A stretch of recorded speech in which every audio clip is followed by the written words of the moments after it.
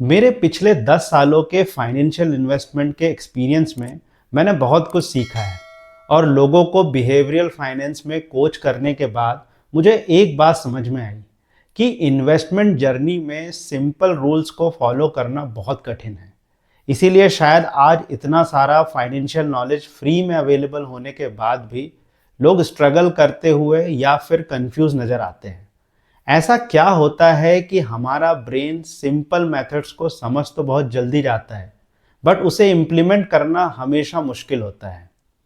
मैंने अब तक जो फॉलो किया है अपनी इन्वेस्टमेंट जर्नी में और जो मुझे बिहेवियरल ऑब्स्टिकल समझ आए, वो मैं आपसे शेयर करने की कोशिश करूंगा।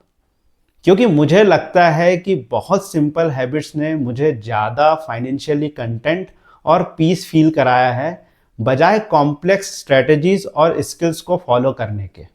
हेलो दोस्तों, आज हम डिस्कस करेंगे बिहेवियरल फाइनेंस में कुछ ऐसे पर्सपेक्टिव जो हम में से बहुत लोग अपनी लाइफ में फील करते हैं।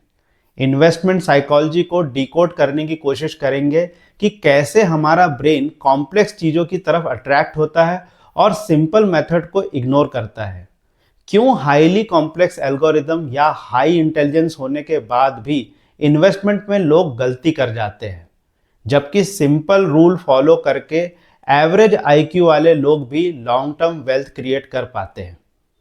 सितंबर 2025 तक इंडियन मार्केट में डिफरेंट कैटेगरीज में लगभग 1600 से ज़्यादा म्यूचुअल फंड स्कीम्स अवेलेबल है और हर साल लगभग 50 से ज़्यादा न्यू म्यूचुअल फंड लॉन्च होते हैं। और यदि कुल लिस्टेड कंपनीज की बात करें तो वो भी 5000 के आसपास है। मतलब हमारे म्यूचुअल फंड स्कीम जिसमें लिस्टेड कंपनीज के ही स्टॉक्स होते हैं, वो ही इतने हो रहे हैं जितनी लिस्टेड कंपनीज हैं इंडिया में। ऐसे ही आप देखिए, हर कुछ दिनों बाद आपको रियल एस्टेट में कई नए प्रोजेक्ट लॉन्च होते मिल जाएंगे।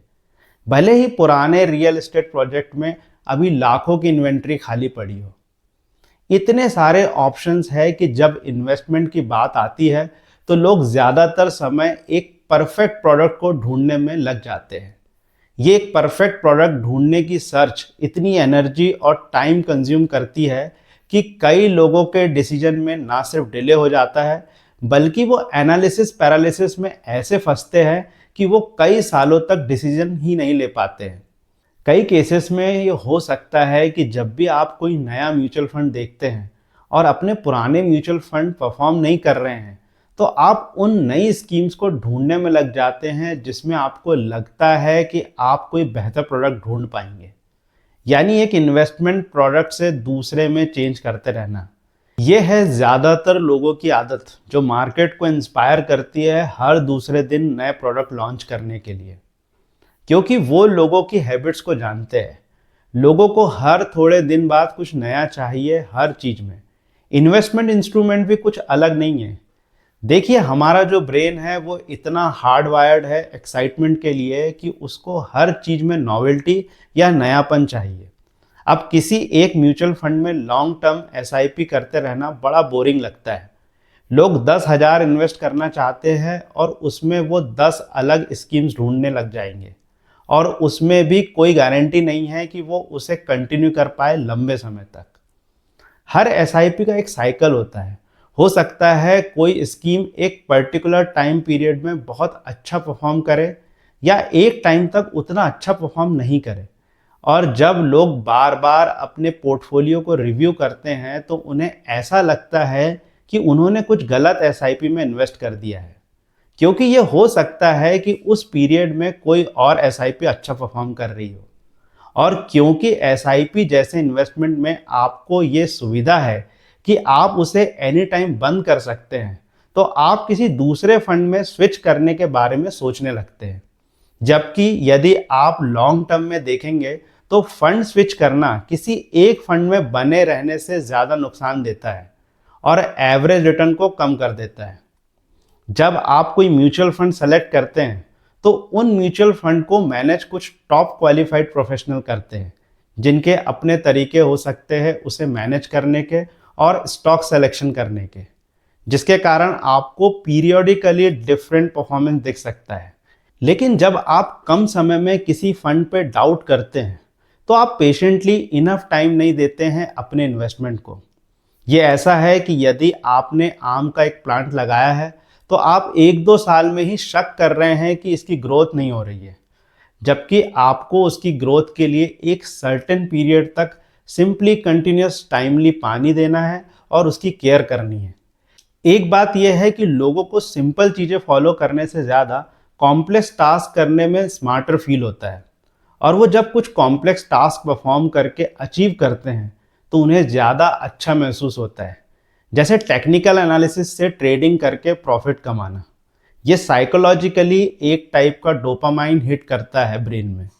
फिर भले ही आप एक छोटे से कैपिटल से ट्रेडिंग कर रहे हो या आप खुद रिसर्च करके म्यूचुअल फंड चूज करते हैं, ये आपको एक सेंस ऑफ अचीवमेंट देता है।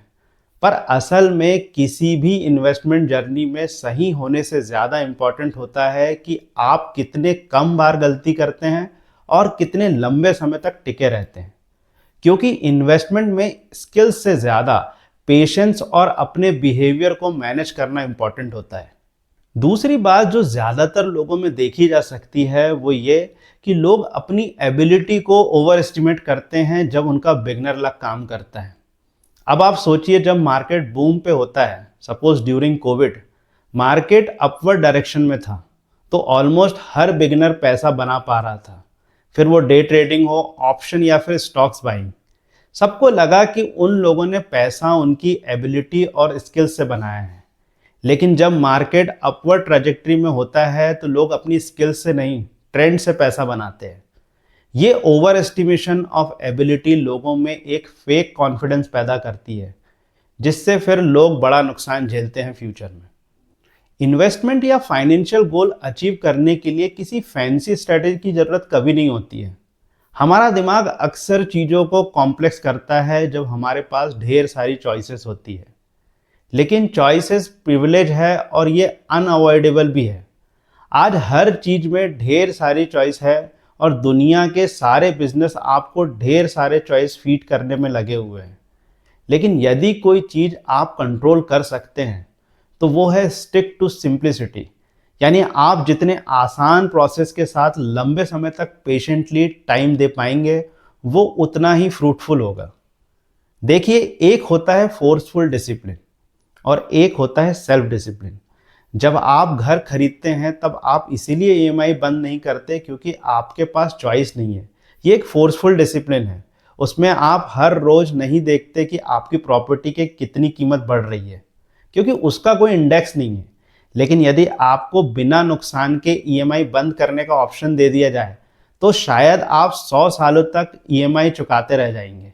इसीलिए लोग जल्दी से जल्दी ईएमआई खत्म करने में लग जाते हैं, क्योंकि उसमें ईएमआई बाउंस करने में आपको और इंटरेस्ट देना पड़ेगा। लेकिन जब भी कोई नई ज़रूरत आती है तो लोग सबसे पहले एसआईपी बंद करते हैं, नहीं तो अपनी इक्विटी पोर्टफोलियो बेच के पैसा निकाल लेंगे। जब तक आप सेल्फ डिसिप्लिन से वो रिक्वायर्ड टाइम और पेशेंस नहीं देते हैं किसी भी फाइनेंशियल इंस्ट्रूमेंट में, तब तक आप फाइनेंशियल गोल अचीव नहीं कर सकते हैं। किसी भी इन्वेस्टमेंट जर्नी में यदि कुछ सबसे ज़्यादा काम आता है तो वो है simple habits of regular saving या फिर इन्वेस्टमेंट। पेशेंटली कंटिन्यूसली वही बोरिंग तरीके से फुल्ली ट्रस्ट करके टाइमली इन्वेस्ट करते रहना। फिर आप उसे मार्केट में एसआईपी के थ्रू करें या बैंक में आरडी करें, इट डजेंट मैटर। इंपॉर्टेंट चीज़ यहाँ कंसिस्टेंसी है विदाउट डिस्ट्रैक्शन।